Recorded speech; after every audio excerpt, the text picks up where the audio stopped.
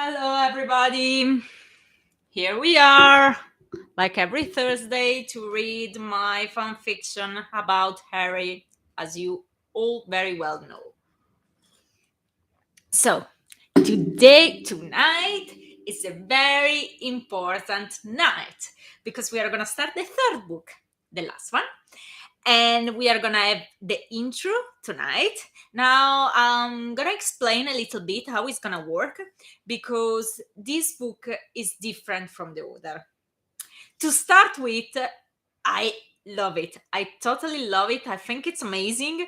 um I must say that I was very doubtful about my first book and of the second one too. I was a little bit doubtful of that one too, but about this one, I haven't got any doubt whatsoever. I think it's amazing, and I'm really, really happy to share it with you. I was saying that it's different because the first and the second book, they were showing the point of view of Harry, but on a third person. In this book, it's still gonna be like that for like a few chapters. More or less half of the book is gonna be under Harry Potter's point of view on third person, but after that every character will start to talk and we will see the point of view of each of them, and it's going to be them that are going to tell the tale. So they will chat with us in first person, they will chat with us, and through them we will see all the development of the events. So that's why I love it. That's why I think it's going to be very, very nice, because we are going to just hear the voice of everybody. And yeah, that's why tonight is an intro and not a chapter one, because it's not on third person. You will understand straight away why I say that it's different. And just this intro, which is not very short but not very long either, this intro is going to set the mood of the whole book. So through this intro you will kind of understand what is going to happen, or at least you will have a glimpse of how can I say, a glimpse of the kind of book we will have. Okay, so I must say, as every other evening, that I post everything on my website, which is www.atscribblingaloud.wordpress.com. So you will find this intro there, and as well I think I've done it yesterday night. Well, I'm not sure, but anyway, I take out all the chapters of the second book, and I just made one file with the whole book, so it's going to be much easier if you want to download it. I should probably mention as well, I said that before, but I'm gonna say it again. I'm gonna get a break, so it's gonna be tonight, and then we will have a month break. I think I'm gonna be back the 23rd of March, but I'm not 100% sure about that because I'm translating it in Italian, but as well I'm also revising it, so I'll need some more time for that. I tried to finish by today, but it was impossible. It was a task beyond me, and I underestimated the job to do. So yeah, I will need that month. And also, when I'll be back on March, at the end of March, I'm not even sure I'll keep going with the live of the English one. Surely the Italian one, but probably I'm gonna stop reading live for the English. This is because, despite I love the English one better, and for me it's very good exercise speaking English and practicing it, I must choose, because for me to do two lives in 1 week is very challenging, and I'm not sure I'll be able to keep going. So yeah, that doesn't mean that you're never gonna know how it's gonna end, of course, but I record it and I'll post it on my YouTube channel. So I've done the same with some other chapters in the past when I had some issues and I couldn't post it, or the live went particularly bad. So yeah, I'm just gonna do that. I record it in my bedroom and I'll post it on the YouTube channel. But we will see. I'm not sure about that either. If you follow me on Instagram, I'll post some news, some story to let you know what I decided in the end. And after that, I guess we can start. It's gonna be a short live tonight because it's just an intro. And I guess we can start. This is gonna be very difficult to read it. I'll do my best. So,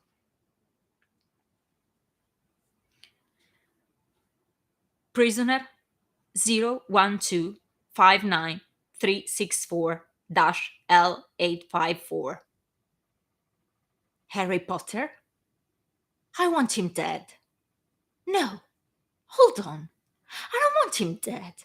I want him to suffer the pain of hell in body and mind. I want him to beg me for mercy first, and then, when he will realize that I have none, to kill him next. This is what I want.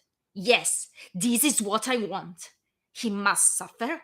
I want him dead. I want to kill him. But he must suffer first. And he will. Why? How can you look at me and ask me that? Don't you see where I am? Can you not smell the mold, the festering? Can you not see the dismal darkness? Can you not perceive the decadence, the boredom that eat us all? I wouldn't be here at all if it wasn't for him. It's all because of him. Of him! For the last 10 years, I spent my days between four damp stone walls with the company only of an occasional rat. I used to let him crawl on me sometimes, as the beast is not at all scared. Perhaps it thinks I'm dead. Sometimes I think so too. So I let it crawl to make sure I'm not. It used to keep me company. Yesterday, though, I was thinking, and there's only one thought that has been able to occupy me in 10 years. I want to see him suffer. I want to kill him. Kill him! What? Oh, yeah, of course. I was saying.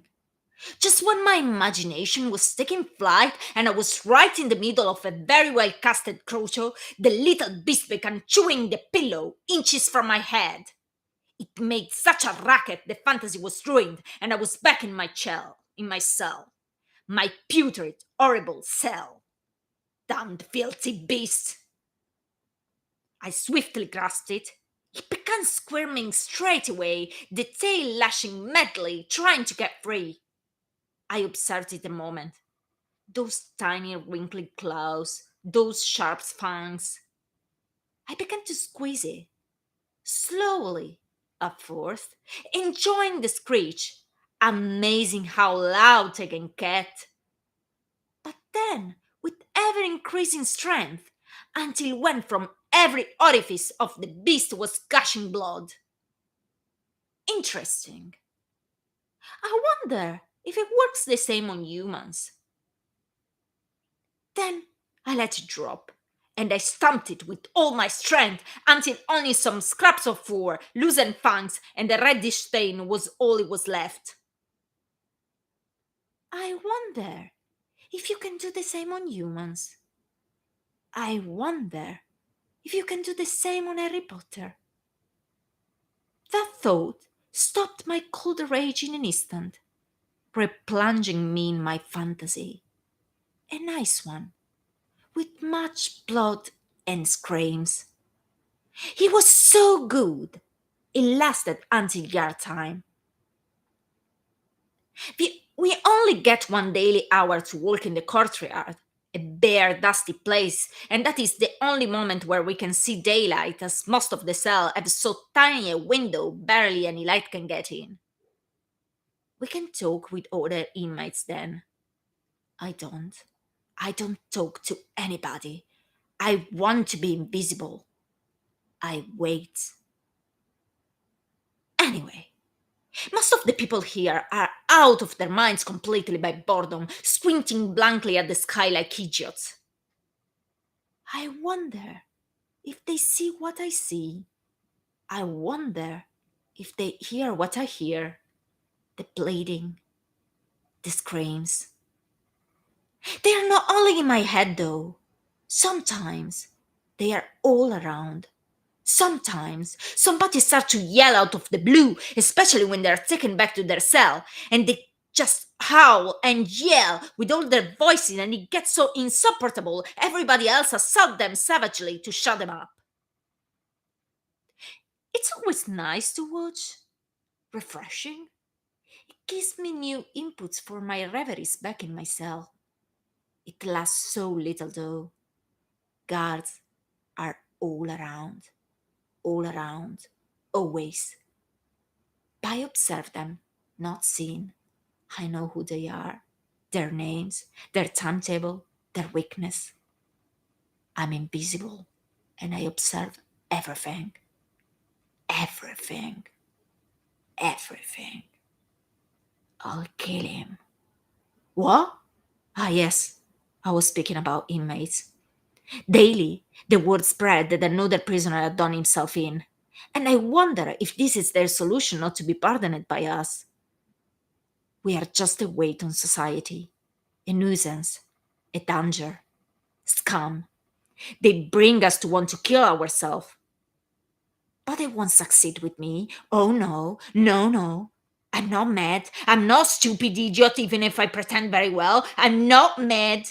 I have a brain, and I will use it to get out. I don't know how. I don't know when. But it will happen.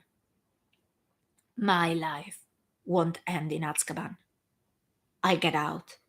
And when it will happen, I'm not idle. I'm not stupid. I'm using this time to collect information. I'm tame. I'm silent. I'm invisible. Even when famous Harry Potter came here one day, didn't recognize me. They were conducting me out of my cell for my hour break. Our path crossed. I stare at him, all my fantasies pushing in my head. I imagine him begging. I imagine him screaming. But there wasn't any sign of recognition from him, as if I was one of the men in there. The son of a bitch destroyed my life and didn't even recognize me. He'll pay. He'll pay. My life won't head in Azkaban. I'll get out because I'm ambitious. The Dark Lord taught me that. I was one of his favorites. I know I was. He never spoke to me, but I could sense it. You can always sense these kind of things.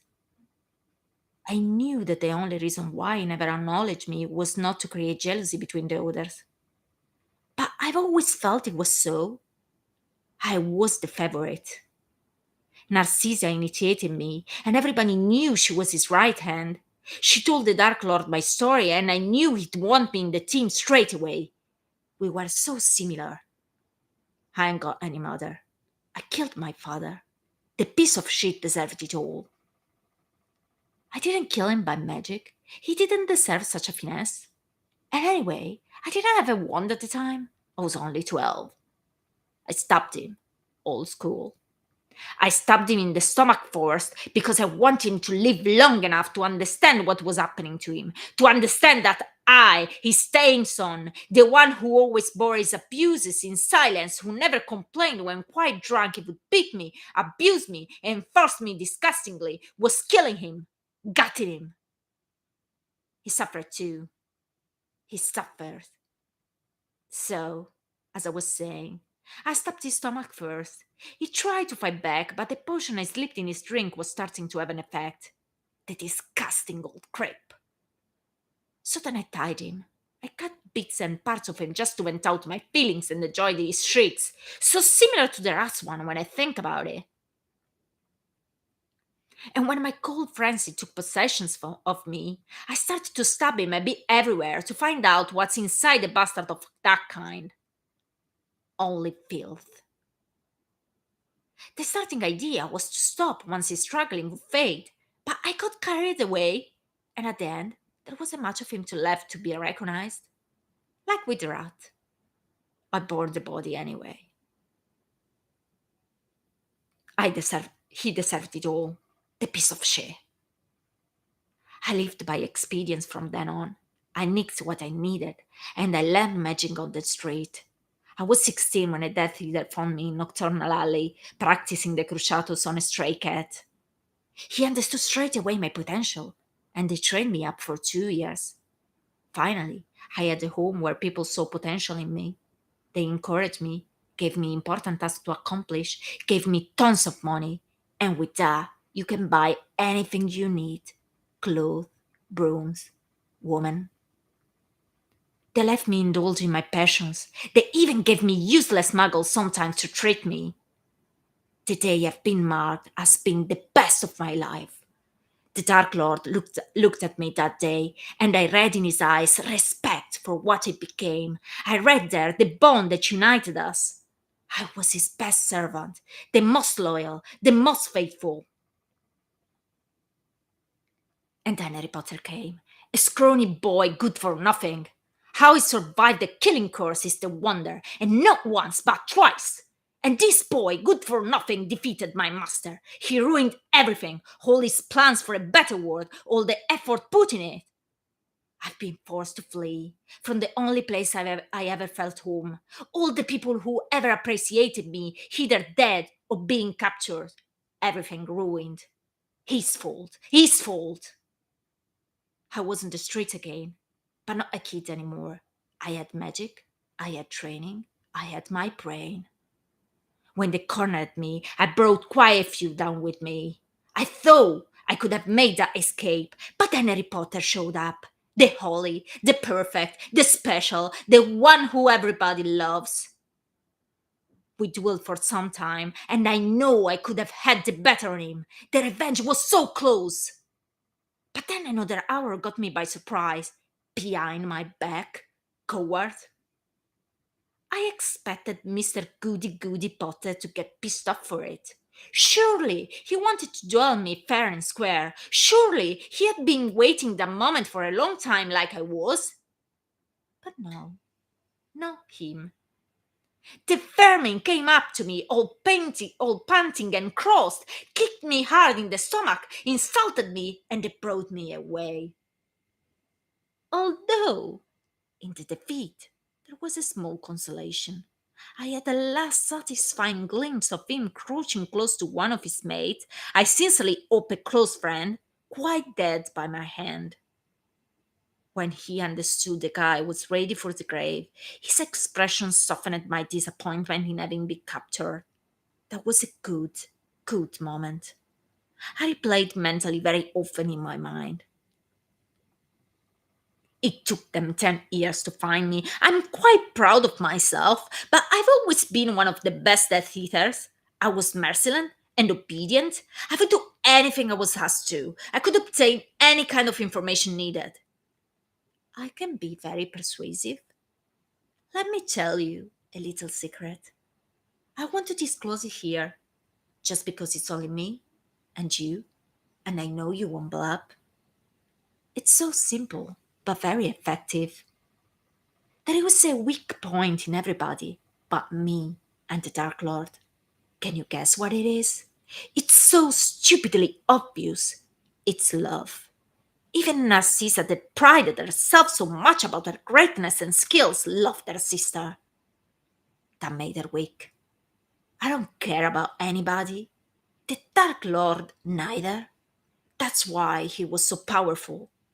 So what you need is only to understand who's the person your enemy loves most, and you can strike, and nothing will be denied to you. I'm making my research.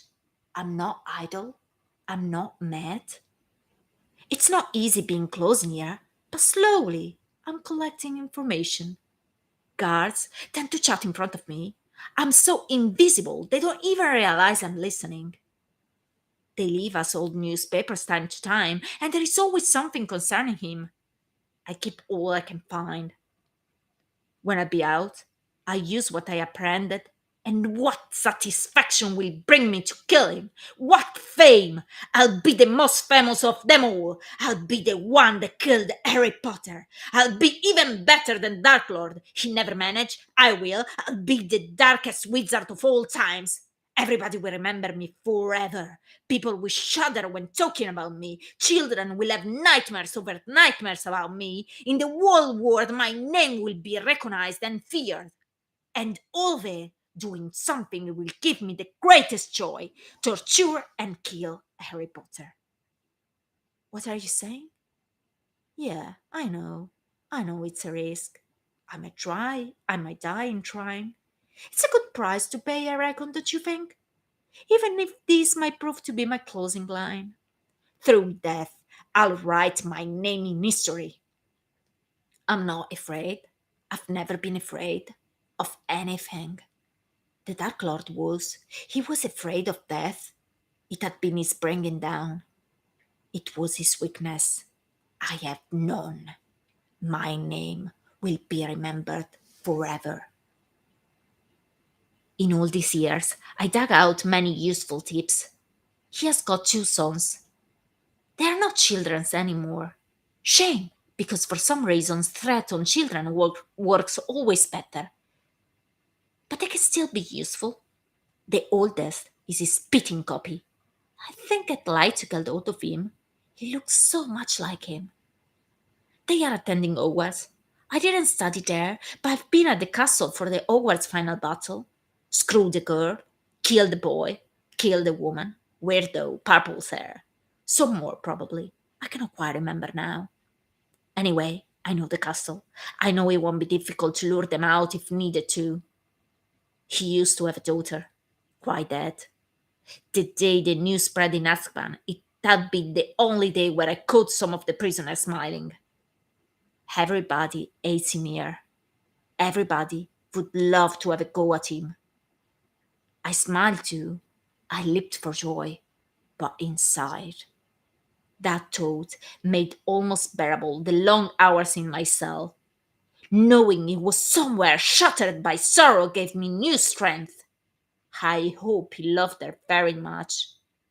The responsible for it, and how I envied him, has been brought here for a while. I've seen him at yard time. There was that shadow hovering on him I witnessed already in many of us. They took him out just in time, I believe. Later, I found out he was his best friend. He forgave him, apparently, and they are still friends. I don't know you, but I reckon when virtuosity is taken too far, it gets soppy. Anyway, for me, it's only a bonus, a person more to be used if needed. I found out, thanks to a guard. Walking hurriedly to the main building, she dropped the magazine in the courtyard. It slipped from under her arm. Fast as a lightning, I picked it up and I hid it under my tunic. Back in my cell, I could peruse it at leisure. When I saw the cover and I read the interview inside, I couldn't believe my luck. So many weak points all in one interview. There must be a child by now. There is a very fit wife, best friends, everything. I'm spoiled for choice. He will beg me on his knee to kill him. Yeah, that was the end of the intro. A very cheerful and happy one, as you have seen. So this is why I was saying that the intro is gonna set the mood for the whole book. So now it's not gonna be an happy book. I mean, like usual, because I like to put like funny things inside. There are gonna be some like cheerful moments, but yeah, some very nasty things are gonna happen. And yeah, and now you will have to wait a full month before to know what these bad things are gonna be. So yeah, as I said, I'm gonna post on Instagram news about all my decision when to start again, probably at the end of March, if doing English live or no. Maybe I'll do some I'll do, some I won't. But I will decide, I guess, on the wave of the moment. And yes, I guess that's all. And I thank you very much to have listened to this. I hope you enjoyed it. And yeah, we'll see each other very soon. Good night, everybody. Thank you again. Kisses.